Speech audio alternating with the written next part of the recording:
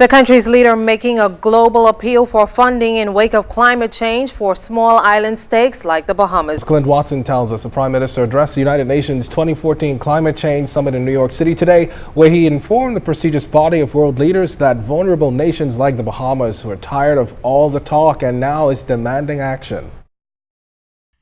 It only took Prime Minister the Right Honourable Perry Christie less than 6.5 minutes to make his case to the world's leading international body. Mr. Christie took full advantage at the United Nations Climate Summit in New York City to ensure the country secures its share of international funding to implement the necessary framework and execution of plans against climate change. He told UN stakeholders that the Bahamas is perhaps one of the most vulnerable nations susceptible to the effects of climate change by our mere existence. He pointed out that the natural wonders that make our paradise stand out globally could also work against us if not monitored closely.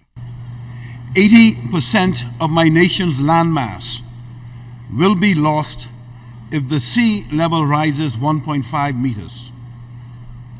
They also say that with a warming of 3.7 to 4.8 degrees Celsius by the year 2100, as currently predicted, the Bahamas we know would be no more.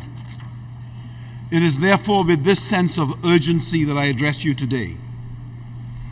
The Bahamas accepts the science on this issue. We have signed on to all the agreements, yet emissions into the atmosphere continue to grow.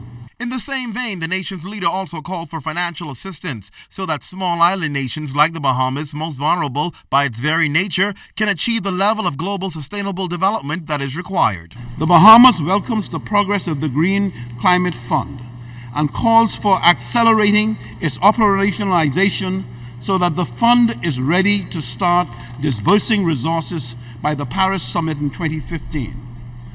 Money for adaptation and coastal defenses is also crucial. None of this should be dependent on the GDP per capita of small island developing states like the Bahamas. We must look at each other's vulnerability to climate change, its debt, and more importantly, honor the principle that the polluter pays. Looked at like this, the Bahamas qualifies for funding and we expect our fair share. Prime Minister Christie boasted that despite challenges, the Bahamas has made significant progress in addressing aspects of climate change. We adopted a national energy policy, which includes the introduction of renewable energy goals of at least 30% of energy generation by way of renewable technologies by the year 2030. We also continue to focus on adaptation to climate change, despite our limited access to grant and concessional funding.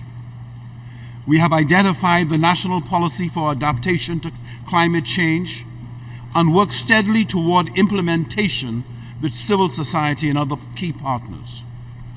As we seek to expand our marine protected area, we have established the Bahamas Protected Area Fund. Not mincing words, Mr. Christie says despite calls from international bodies, there remains a lack of action. All the world has done is talk. The fact is that nothing the world has done so far has stopped this upward trend in global emissions. The Bahamas calls, therefore, for a sufficiently ambitious, comprehensive, and inclusive legally binding framework with commitments strong enough to reverse present upward emission trends.